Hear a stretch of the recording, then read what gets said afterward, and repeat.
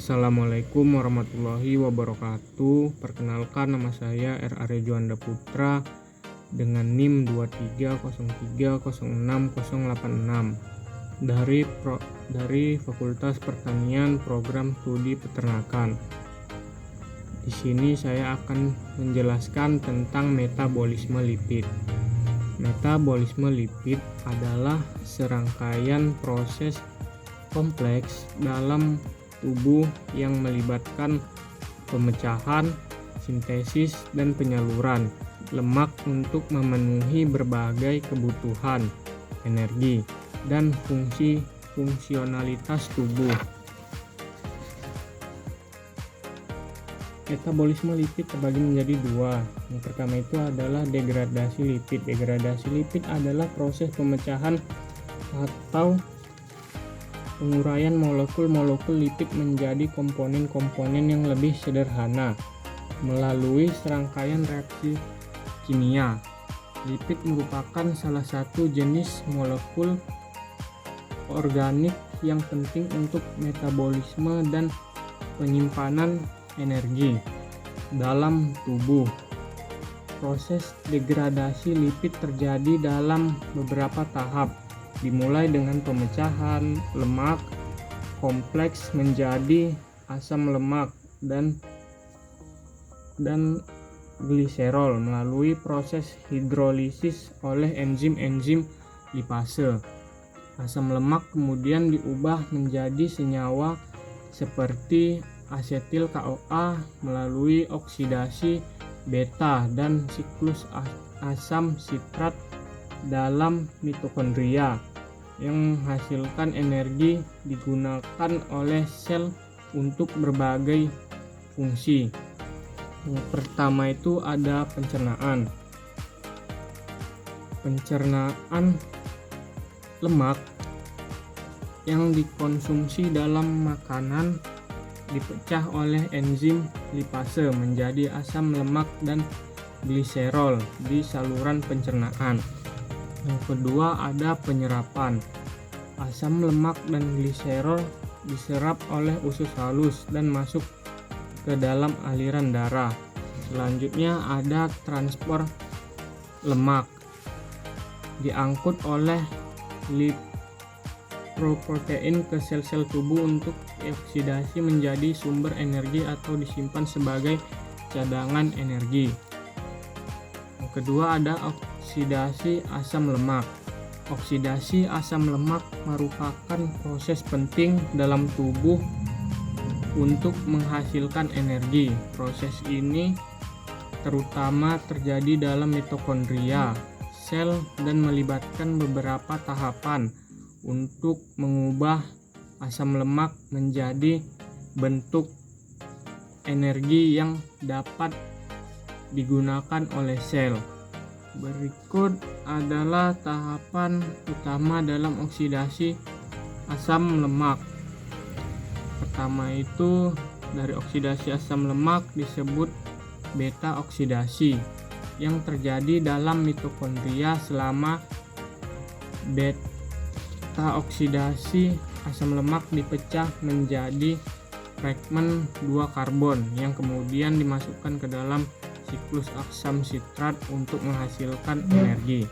Proses ini melibatkan serangkaian reaksi enzimatik yang menghasilkan asetil CoA yang kemudian dapat digunakan dalam jalur metabolisme energi sel seperti siklus asam sitrat, glikolisis. Selanjutnya, setelah asetil CoA dihasilkan melalui beta oksidasi, molekul ini masuk ke dalam siklus asam sitrat di mitokondria. Di dalam siklus ini, asetil CoA diubah menjadi energi dalam bentuk ATP dan beberapa koenzim yang akan digunakan dalam rantai transport elektron untuk menghasilkan energi lebih lanjut.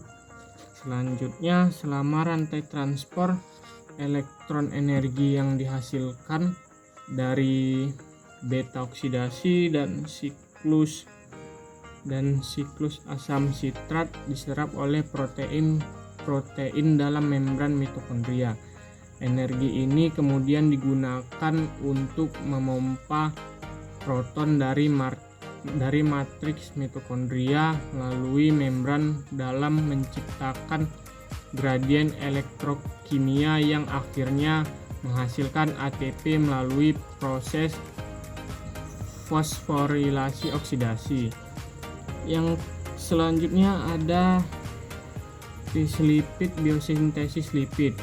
Biosintesis lipid melibatkan proses penting dalam tubuh untuk memproduksi berbagai jenis lipid yang diperlukan untuk fungsi biologis. Berikut adalah beberapa tahapan biosintesis lipid yang penting. Yang pertama itu adalah biosintesis asam lemak. Biosintesis asam lemak adalah unit dasar dari banyak jenis lipid. Biosintesis asam lemak terutama terjadi dalam sitoplasma sel. Proses ini dimulai dari asetil CoA yang dihasilkan dari metabolisme karbohidrat dan protein asam lemak. Kemudian disintesis melalui serangkaian reaksi yang melibatkan enzim seperti asam lemak sintase. Proses ini penting untuk memproduksi asam lemak jenuh dan tak jenuh yang diperlukan untuk berbagai fungsi seluler.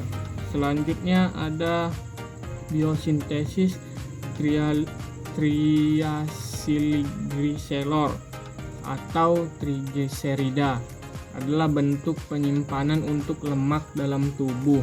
Biosintesis triacylglycerol terutama terjadi dalam hati dan jaringan adiposa. Asam lemak yang disintesis atau diambil dari makanan diubah menjadi trigliserol dan disimpan dalam vesikel lipid seperti liposit untuk digunakan sebagai sumber energi cadangan. Selanjutnya ada biosintesis fosfolipid adalah komponen penting dari membran sel yang mengandung kepala polar dan ekor nonpolar. Biosintesis fosfolipid terjadi dalam dan Golgi melalui jalur-jalur asam lemak dan senyawa fosfatidat. Proses ini melibatkan sejumlah enzim dan molekul regulator untuk memastikan bentuk fosfolipid yang tepat untuk membran sel dan organel. Selanjutnya ada biosintesis kolesterol dan steroid.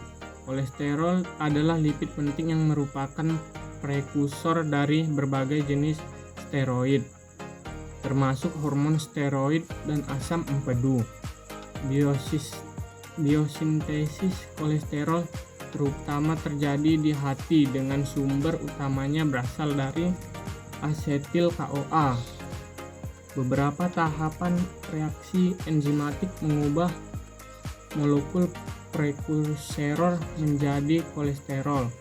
Kolesterol kemudian dapat digunakan untuk sintesis hormon steroid oleh kelenjar adrenal dan gonad, serta untuk produksi asam empedu dalam hati. Melalui proses biosintesis lipid yang kompleks ini, tubuh dapat memproduksi berbagai jenis lipid yang diperlukan untuk fungsi normal sel dan tubuh secara keseluruhan.